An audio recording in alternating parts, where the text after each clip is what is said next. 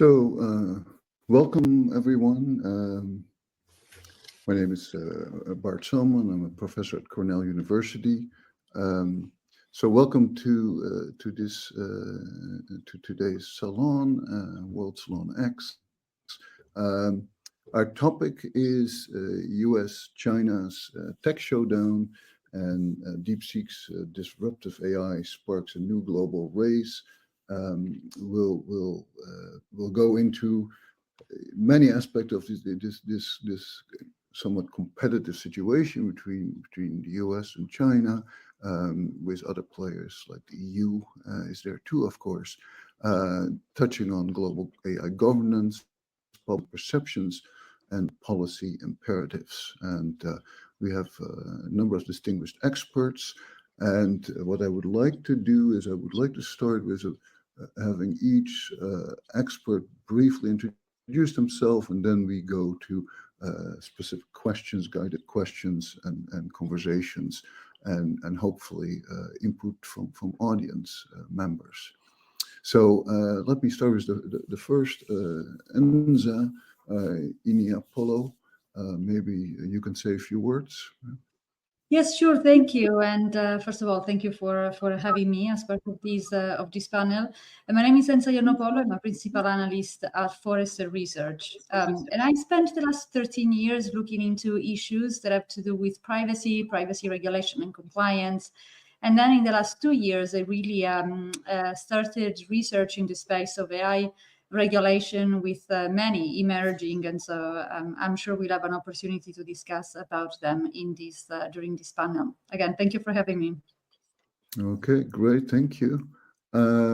Next, Professor Michael Wellman. Michael? Yes, hi, I'm Michael Wellman from the University of Michigan. I'm a professor of computer science and engineering. Have been a longtime researcher in artificial intelligence. Most of my work is really at the boundary of AI and economics. And for the past many years, I've been studying, in particular, trying to understand the implications of artificial intelligence in financial markets and the financial system. Okay, thanks so much. Wendy Chang, next. Yes. Hi, everyone. Hi, I'm Wendy Chang. I am an analyst at the Mercator Institute for China Studies. We're located in Berlin. My research interest is at the intersection of technology and geopolitics. So I follow the Chinese tech ecosystem in AI, in electric vehicles, and track how changes there has interplay with geopolitics. Happy to be here. Okay, great having you. Great having you. So we have specialists from around the world. That's very good. Next is Rupa Singh. Rupa. Yeah, hello everyone, and very honored and happy to be here and meeting everyone. So I'm the founder of AI Beehive and author of 2 globally acclaimed books, AI Ethics with Buddhist Perspective and Operationalizing AI Ethics from Principles to Practices, which offer actionable frameworks for building responsible AI systems. And I've also been a TEDx speaker and spoken at more than 150 national and international platforms, including prestigious forums such as BRICS, Annual AI Ethics Forum at BRICS, Russia, and the 4th edition of the Digital Society Forum at Morocco. And also I serve as an advisory board for international organizations and a member of Scientific Association of AI Ethicists, led by Professor Luciano Floridi. It's a Yale Digital Ethics Director, and I've contributed to global initiatives such as Festival of AI and Robotics and Temkin International Talks. And also I'm dedicated to empowering over more than 1 million people, more than 1 million individuals worldwide to navigate the complexities of AI with ethical responsibility. And I'm so honored to be here. Thank you. Okay. Okay. Yeah. So we have a great representation of expertise internationally, both about economics and about academics and research and and ethics. And so it should be a fun conversation. What I'll do is I'll start. We have a number of initial questions. I'll start off with sort of giving my view on the sort of the general competitive situation between the US and China with respect to AI, and then every panel member has a specific question listed and gives their perspective on that question, and we can also have panelists follow up on the various answers and various perspectives. So first, I'm going to say something a bit more in general. I was involved with a study for the US government on AI R&D, research and development, as sponsored by the US. So this was done 2018, 2019. So this was before large language models, but the deep learning had already started to transform the field of AI, and it was already clear that AI would have a tremendous impact on society and also a tremendous economical impact on economics, impact on pretty much all aspects of life, and of course also security and defense aspects. So the study was partly done for the National Science Foundation, and the interest was we interacted with members of Congress in the House and the Senate and a number of different government agencies. So to me, what was very interesting in that study is that we look both at China and at the US, and we compared the investments that were made. So at the time, and I just looked this up, in 2017, China actually wrote an AI development plan where you know, a development plan for the country to become a leader in AI by, I think, 2025. Either, you know, there's some wiggle room, 2025 or 2030, to lift China up in the area of AI. There were a number of other areas, quantum and also, but AI was one major focus. So the study that I was involved with was partly what should the US reaction be to that plan. So what I find super interesting, and I'm just getting my high level perspective on this, is that China was very very organized in their approach, in their plan, and so they initiated graduate, university level programs, graduate programs, research institutes, and investments in various AI activity. And in some sense, I see Deepseek as sort of the first clear example of where China shows, yes, the training this local talent, because most talent in China in AI up till then was trained in the US, and they had to see whether people would come back or not. But this was started in 2015. They trained their local talent, and I think Deepseek is a great example of suddenly disrupting the discussion again and showing, yes, you can actually train your local talent and be in front of other efforts. So the US in response, we did enact, the Congress actually passed several AI initiatives. It led to, for example, the establishment of AI research institutes, national institutes in the US. I should say the US have very complicated planning structure for new initiatives at the national level.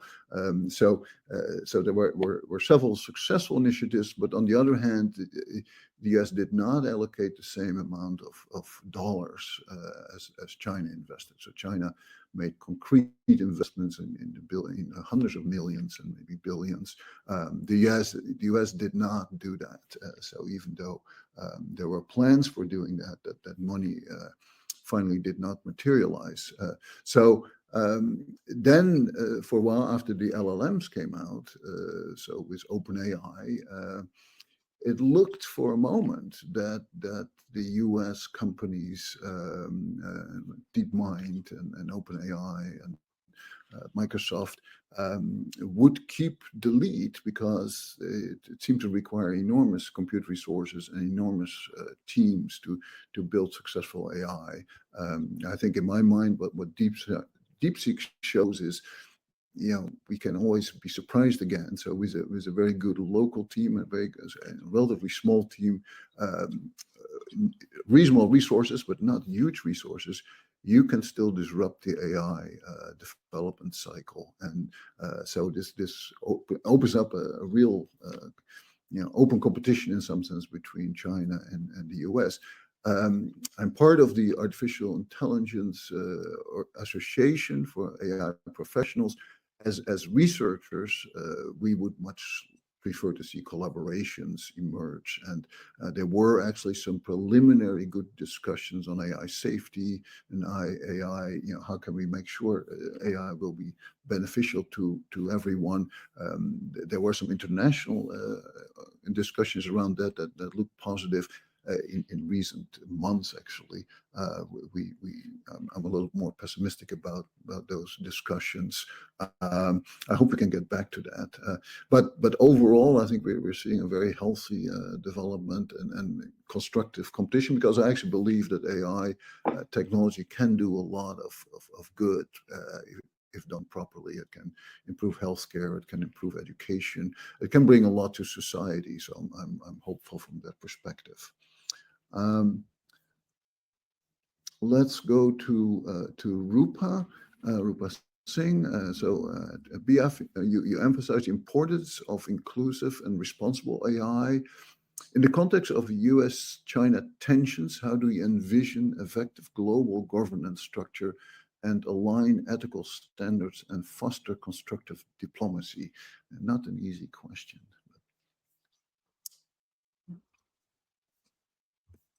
Thank you, Professor Bhatt, for this question.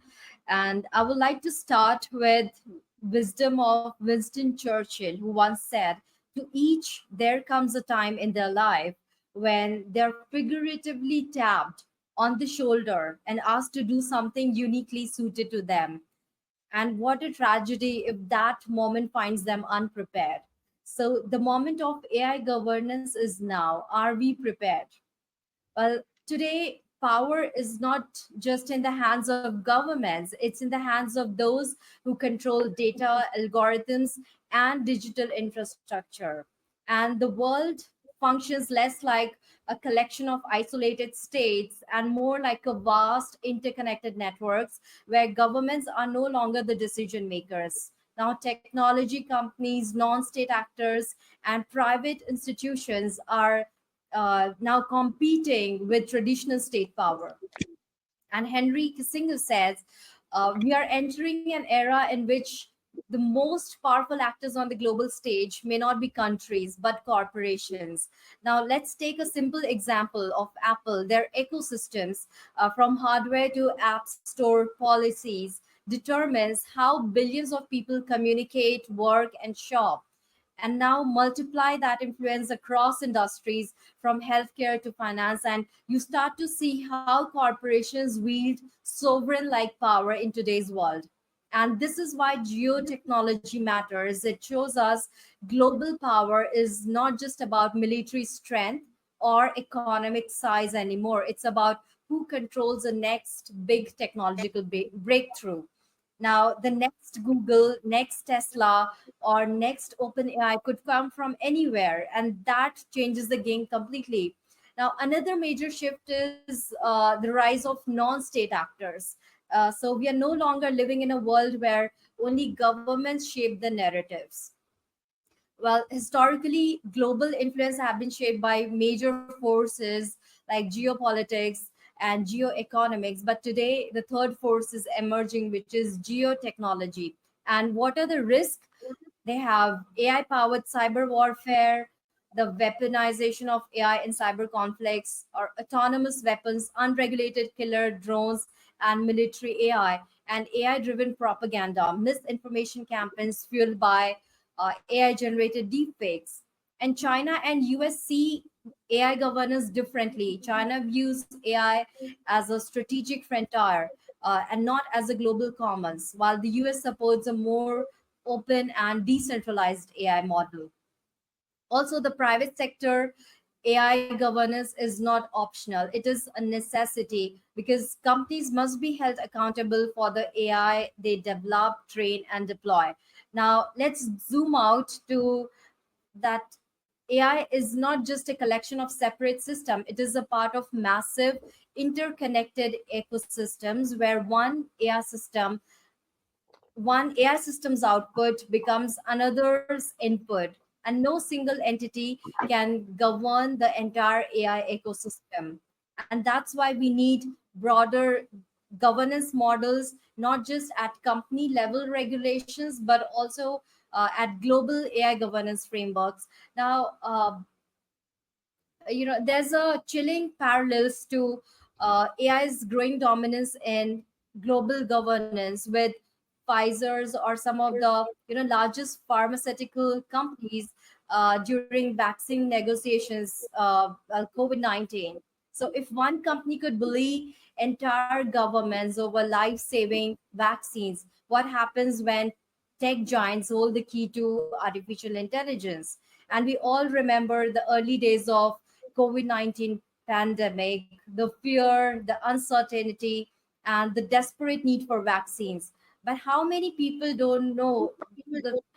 Many people don't know that how Pfizer, or one of the largest pharmaceutical companies, used its monopoly power to strong arm governments into one-sided deals.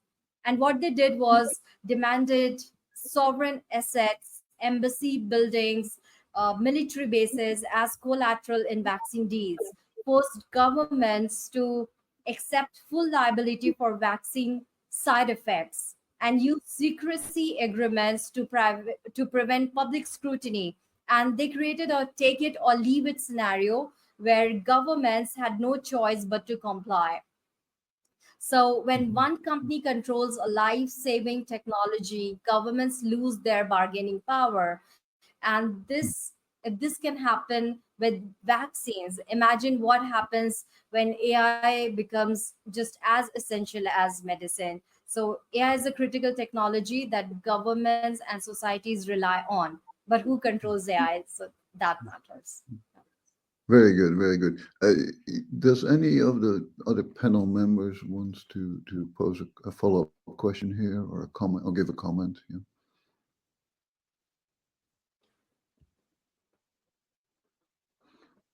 I'm actually let me give a follow-up question here. So I noticed recently, of course, is the new administration in Washington, but even in Europe, I noticed that at the recent Paris meeting, again a shift away from collaboration and away from governance. So you point out the risk and the need for some oversight and some agreements on how we implement AI technology. What's your sense currently of how optimistic or pessimistic are you about it? I felt sort of a shift away from that again.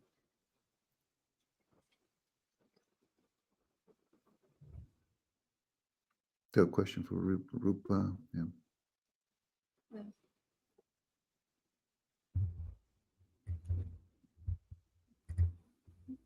Sorry, but I did not understand your question. Okay, so yeah, so my question is, recently at the recent Paris conference on AI, I felt countries were moving away from regulations, away from oversight, in some sense away from collaboration and governance. So how do you see the current state and how optimistic are you that countries can get together and do something jointly in this space? Yeah.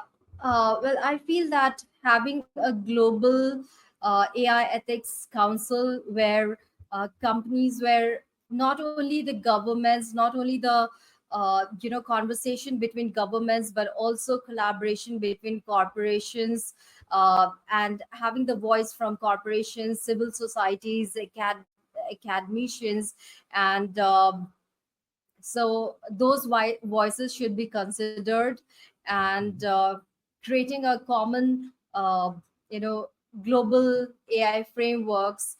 So I think that would be, helpful to go ahead right now. Okay, very good. Next question is for Enza Iannopoulos. From your analysis at Forrester, how are evolving data privacy and AI governance laws, both in the US and China, creating regulatory risks for multinational companies, and what best practices might help them navigate these complexities? Thank you for the question. I love the angle on regulatory risk, but I'll get there. I would start saying that, of course, emerging the space of AI regulation is evolving very quickly.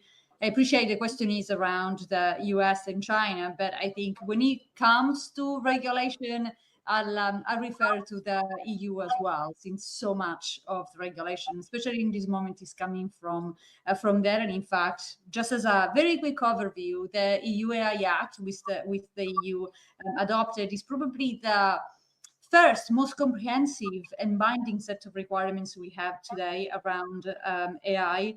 But the US, while we have some changes at the federal level, with the executive order, there was, of course, removed the previous one and a new one now in place. The activity at the state level is pretty significant. We have already Utah with an AI Policy Act that is already being enforced.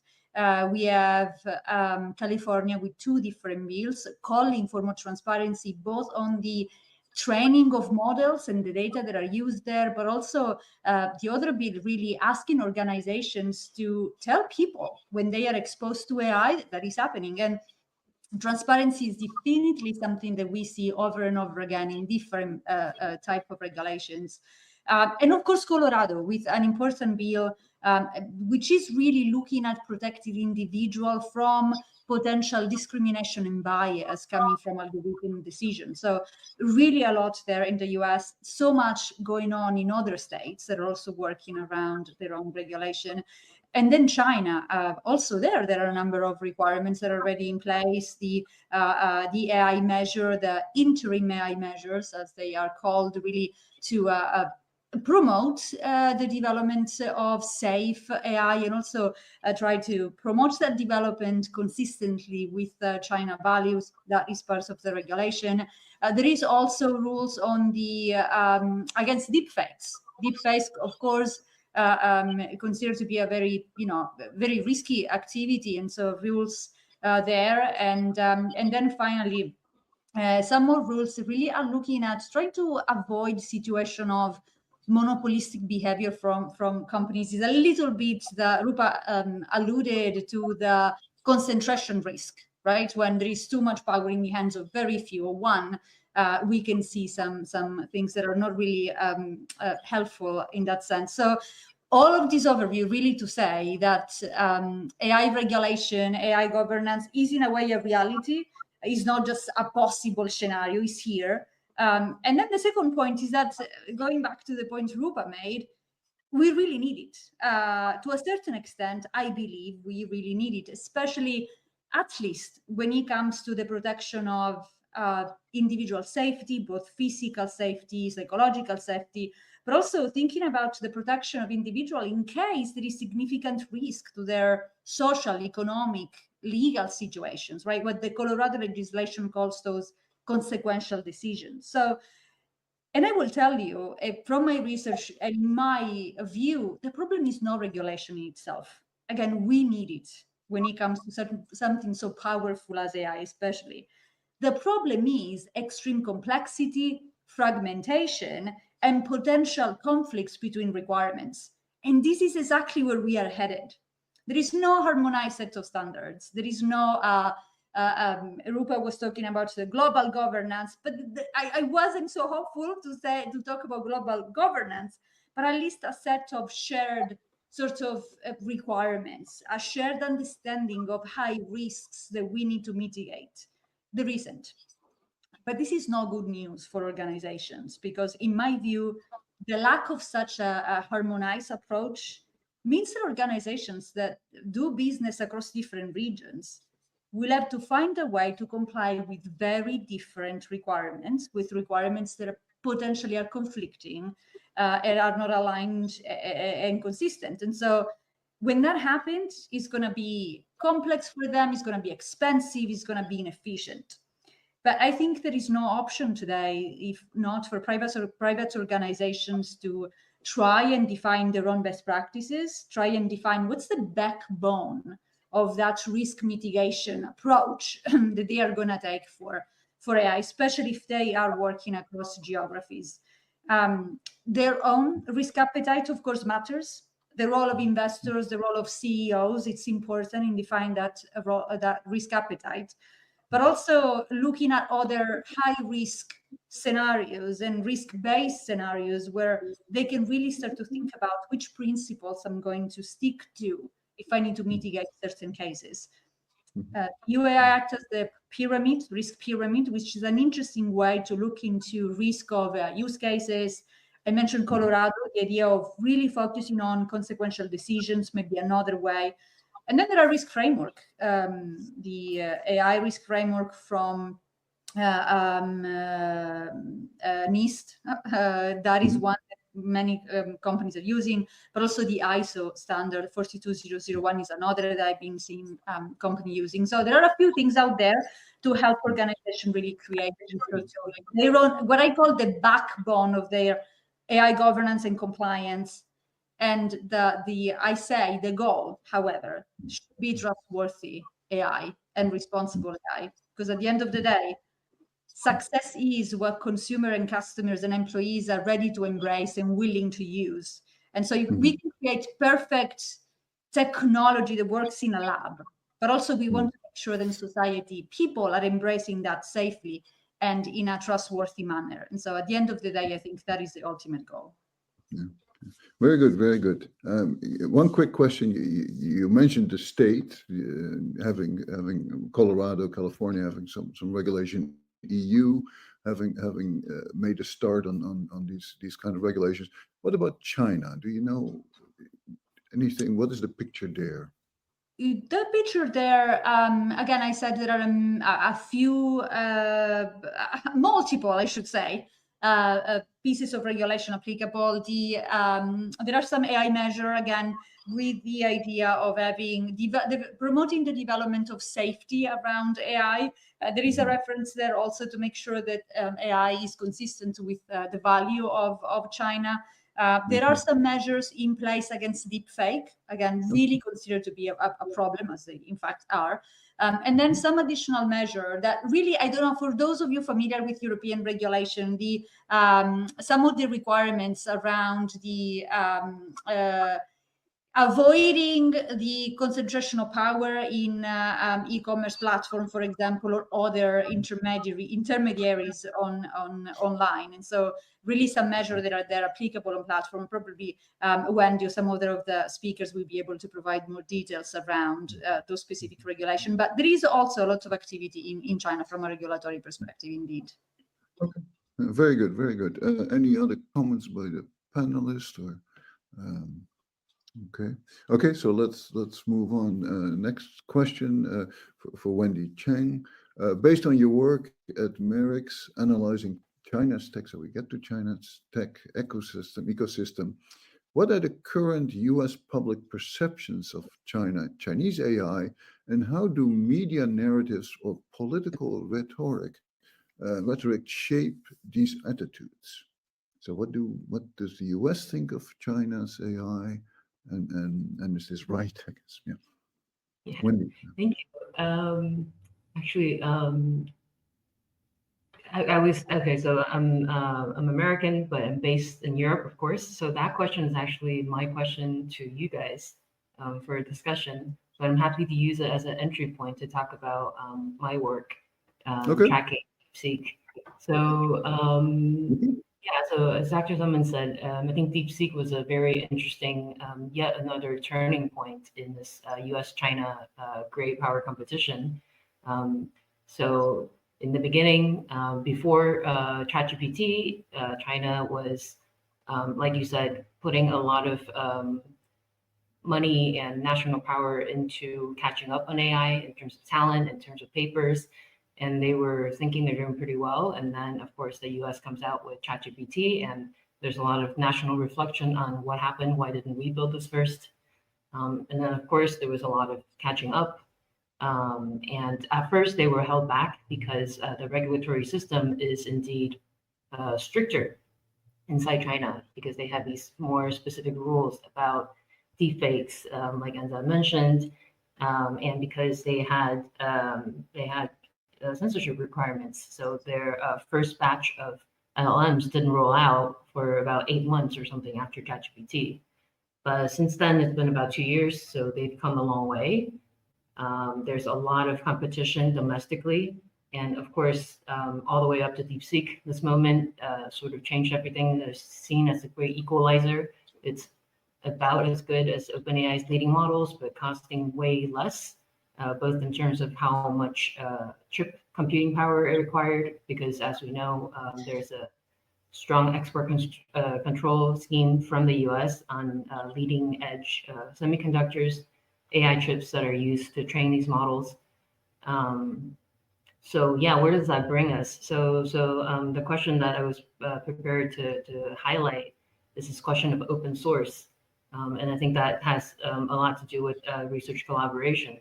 So my background, before I was an analyst, I used to be a software engineer. So the idea of open source, which is, you know, where you write code and all of your code is up in an open repository, anybody can use it and build on top of it.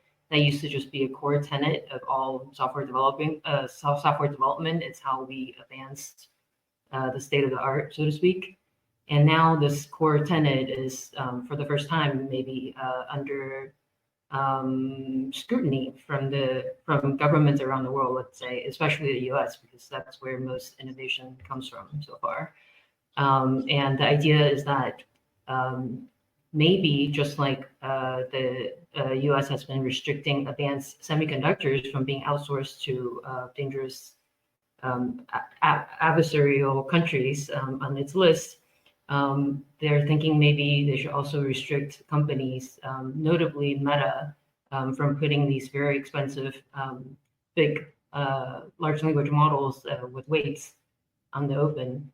And I think this is an area that we'll get to watch closely in the coming weeks, months, and days about where developments happen. I think there's a recent AI diffusion law that came out just as the administration was changing over, that did two things. It both strengthened the requirements on export controls on AI chips, but also started to build some rules around models with weights and where some of these weights are now also being export controlled.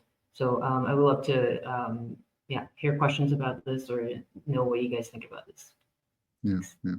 Yeah, and again, I think DeepSeek actually disrupted this whole process in my mind, in the sense that there was this idea that these very expensive models trained on tons of data and with huge numbers of parameters could only be built by companies like Facebook and Microsoft and Google. And if that were true, then you could control it. I think what DeepSeek, I guess, brings out is, well, you can actually get something comparable to those models, to the best models, with far fewer resources. And so I think the whole US policy of trying to control these models is in my mind a little bit out the window, in the sense that, okay, maybe you can actually not control it because someone can replicate it locally. Not easily, but it's doable. So I think there's what the country wants to do in terms of protecting intellectual property and powerful models, and what is feasible. And I think Deepseek sort of, disrupted things there. And I'm not sure what the U.S. government now thinks is doable, but it's definitely an issue. From an academic research perspective, and AI safety perspective, it's much better to actually have open models and so that everybody can study what are the risks and the strengths of the model. So I think from a research and development perspective, it's better to be open. It leads to more sharing. From a competitive perspective, it's a bigger problem. So I was actually one specific for Wendy. I had one specific question. So I'm actually a little puzzled. So I know China. There's a lot of, when I talk to colleagues, that sometimes it's not so easy to put things on the web, for example, papers or like there's certain constraints and oversight on it. How come the Deepseek open model could just be put on the web? It contains all kinds of knowledge, and we know also that there's, even if you have sort of built, you've trained it not to answer certain questions, we know there are ways to break in around these barriers. Did this go to official government approval, or why was that actually sort of allowed? That's a great question. So I think China's trying to balance between these two tensions, right? On the one hand, the Chinese government is actually really pro open source when it comes to technology, because they want that international brainpower, right? Just like the rest of the software development community does. On the other hand, of course, LLMs are very sensitive, which is why at the beginning they had to, kind of hold themselves back a little bit. So there is that tension. And I think Deepseek being open source is them trying to, both participate in this open source culture, but also for them, it's like a victory, to show that they've arrived. And the fact that, I think it's just kind of like all of these models are censored, but just because Deepseek has been so successful that we in the Western world are just starting to pick up on these things for the first time, the imperfections of these censorship models. Yes. Yeah.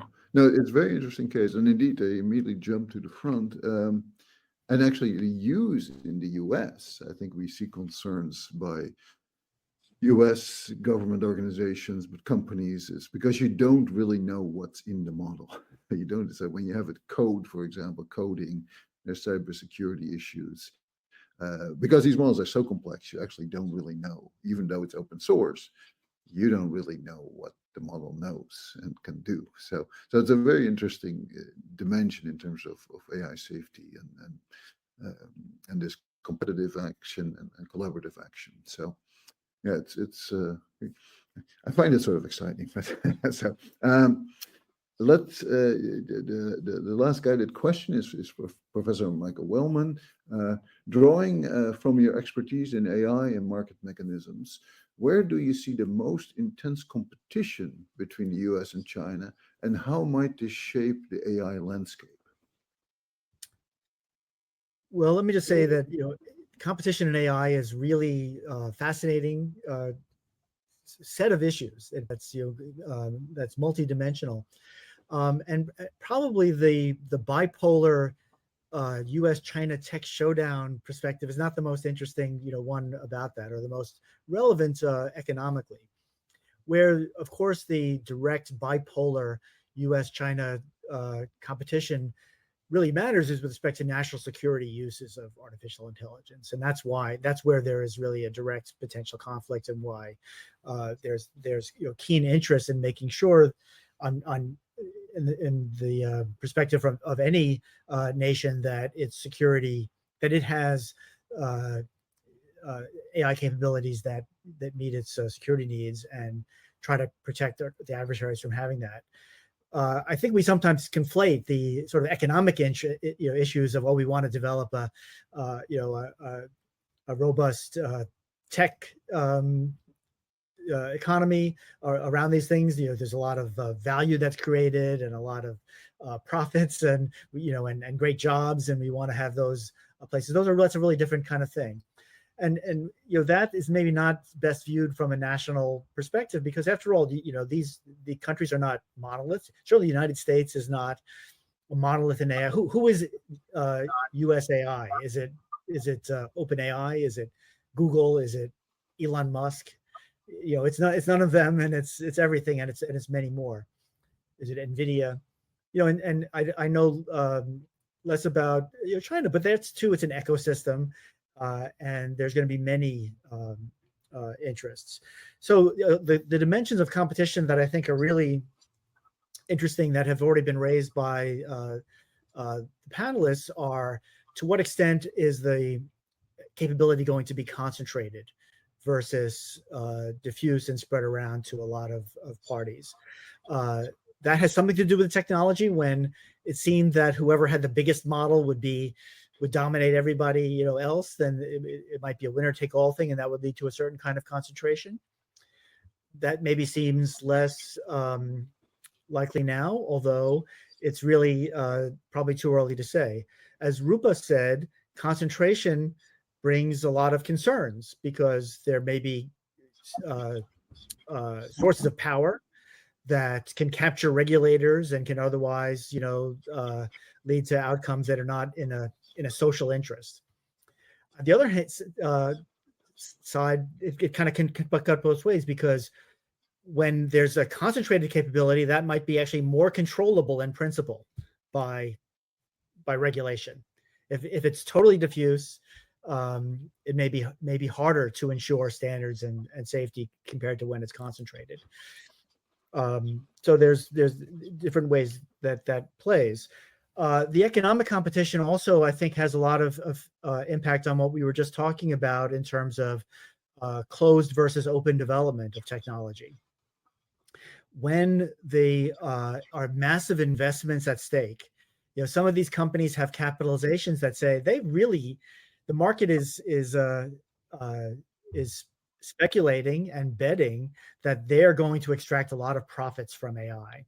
And that means in order for them to do that, they are going to have to keep their secrets and make sure that they're the ones who get that benefit for and keep some of that concentrated advantage.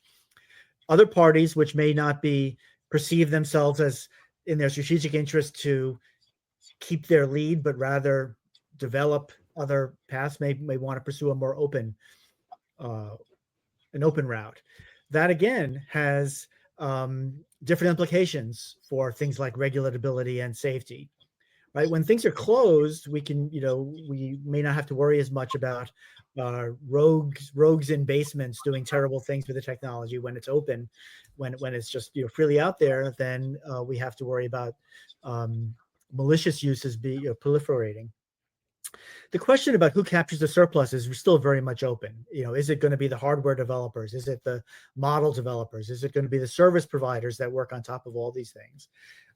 No doubt it'll be some combination, but that competition is going to be very dynamic and very complex, not strictly on bipolar or even multipolar national grounds. Finally, I guess the last point I want to make is, so what's going to determine which AI wins? Is it going to be the best AI, the smartest? Is it going to be this, someone who's got something that's 10% better on the benchmarks than everybody else is going to dominate everything, or not? I guess let me say that my hope is that there will be other dimensions of this competition as well. And especially when we think about adoption of technology in the different ways, what's going to matter as much as doing well on the benchmarks is whose AI is trustworthy and safe, and can you trust with your data and to put in your enterprise. And if we had entities that were competing not just on the benchmarks, but on being the safest, being the most trustworthy, that might be a sort of more fruitful, positive kind of competition between countries, within countries, that we would like to see.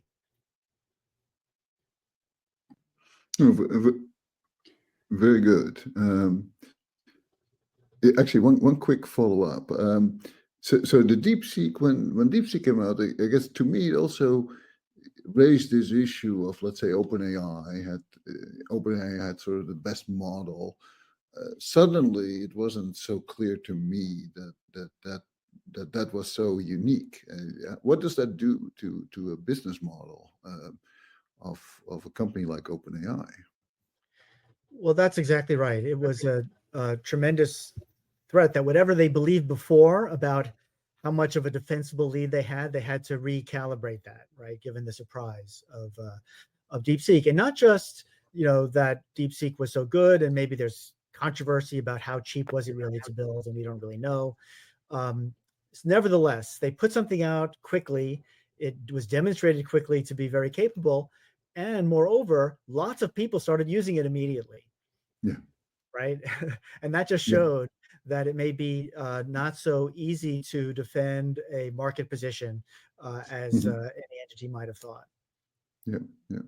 And I think an interesting difference between China and the US in this whole notion of the use of these models.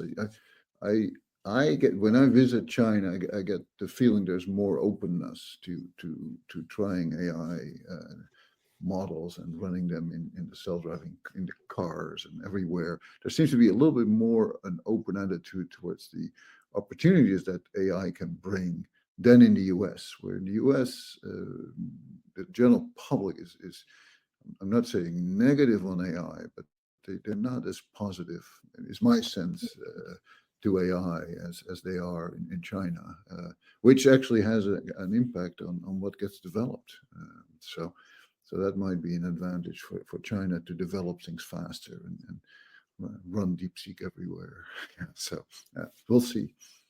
May I add just a quick comment on the aspect of the trustworthy AI and at the end of the day, what the consumers are doing? We have a lot of data around consumers' behavior. What is interesting is that consumer today do not really think about the technology in itself. It's really about the use cases, and it's really about some specific element of risk. So we, no surprise, found that people tend to trust more AI use for summarization, for example, or AI use with use cases that come with very little risk. Self-driving cars, that is something that way less consumers are comparable and are trusting today. Another interesting part was who they trust. We found the regulated industry are more trusted. And I think it has to do with that understanding that being regulated, probably there are processes in place, there is oversight in place, and that makes consumers feel that maybe there is someone already looking over the use of AI. And then when we ask for high risk scenario, we found that transparency is very important, empathy is very important, dependability is very important. When we ask about low risk scenarios, so the use of AI for low risk scenario, there is something interesting. Consumers are telling us we want companies to be accountable, almost feeling there is probably low risk, no regulation, no regulators watching. We want the companies to make themselves accountable, and transparency continue to be very important. So thinking about trustworthy AI is really thinking about use cases, and I think regulating some of the risks of the use cases, much less about the underlying technology for itself. Yeah, very good point. And is there a difference even in perception in the US versus Europe towards this?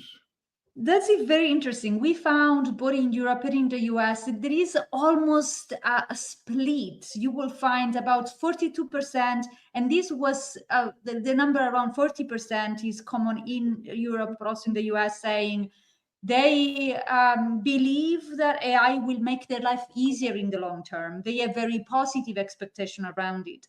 And then a little percentage point higher, people saying AI will pose an existential threat and we will not believe anything that AI is suggesting, we cannot trust it. So there is this very kind of almost 50-50 split. And this is what we are seeing in the US and in Europe commonly. And then the other data point that is also common, very interesting, about 78% of consumers, both in the US and Europe, saying, again, if a company exposes customers to AI, those customers need to know about it. So the call for transparency really common across the two regions.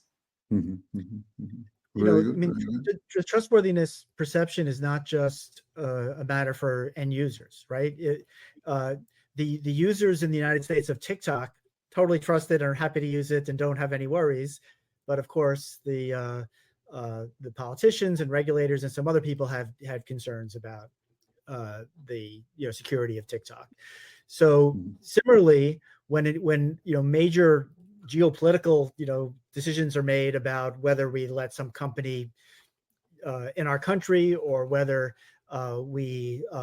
whether big corporations will build their products on top of someone's service, they're going to be making those maybe more of a deeper analysis of the trustworthiness than is just about consumer perceptions.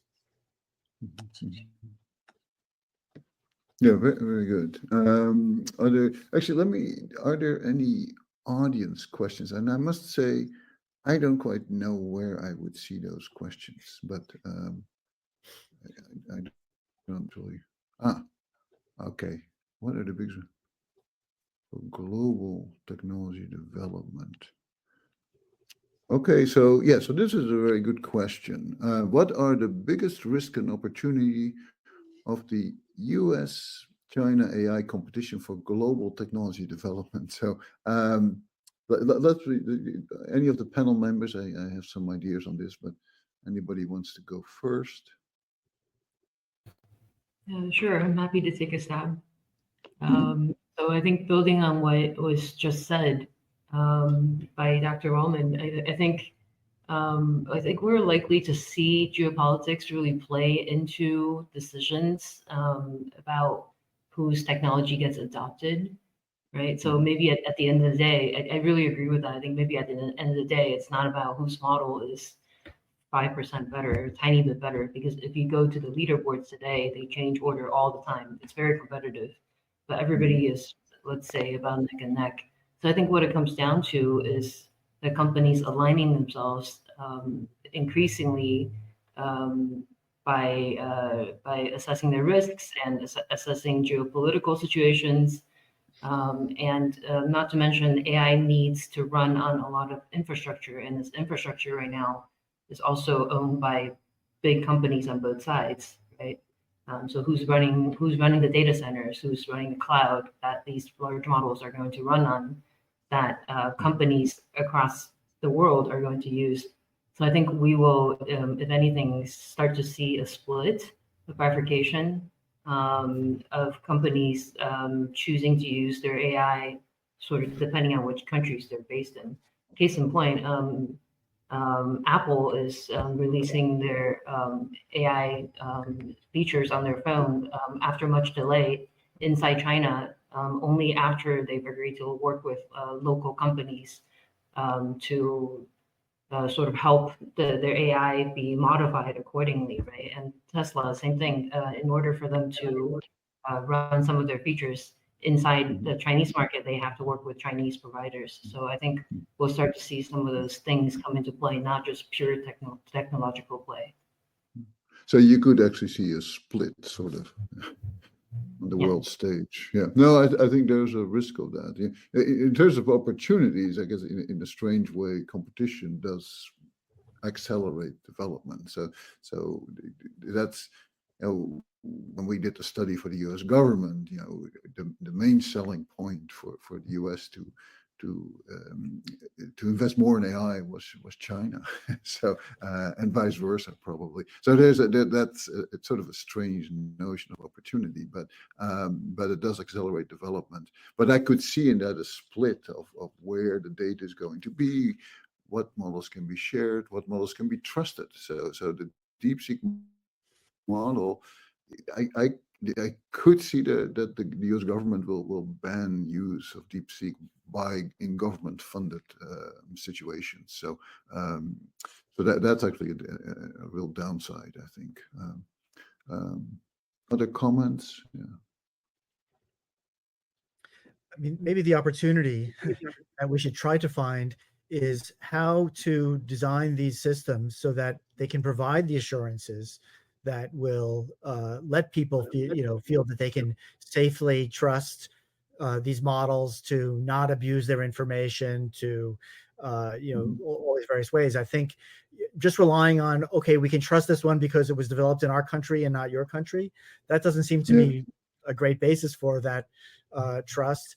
And if we had more hardened technological bases for these kinds of trust, that would be a fantastic opportunity to deliver on. Yeah, and I fully agree.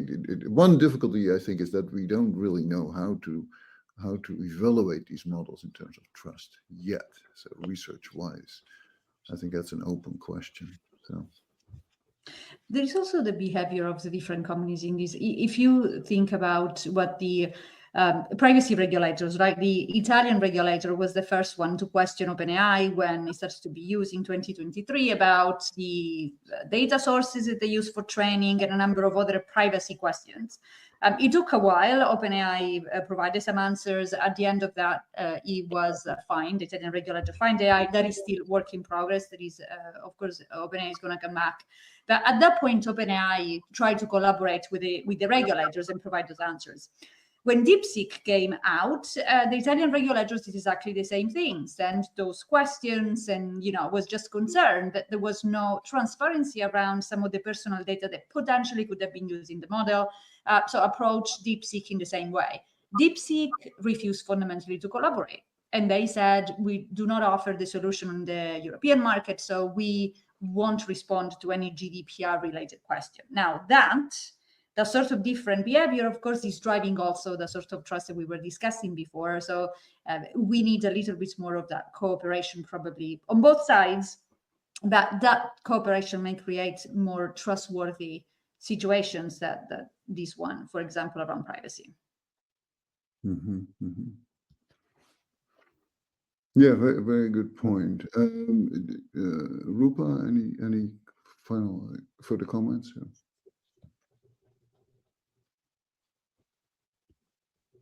Oh, Wendy. Yes, but so, well, I see that AI is not just the race between two governments. It involves corporations, data networks, and digital ecosystems that shape the very fabric of modern civilization. And also, AI models require massive amounts of computational power, and this power comes from specialized semiconductor chips. However, the production of these chips is dangerously concentrated in a few key locations. Now, the current reality is that 90% of the world's advanced AI chips come from Taiwan Semiconductor Manufacturing Company, and the US leads in AI chip design with companies such as Nvidia, AMD, and Intel.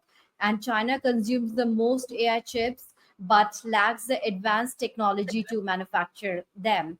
So the challenge is that US banned Nvidia from selling advanced chips to China, dealing a major blow to China's AI development. And China retaliated by restricting exports of rare earth minerals crucial for semiconductor production.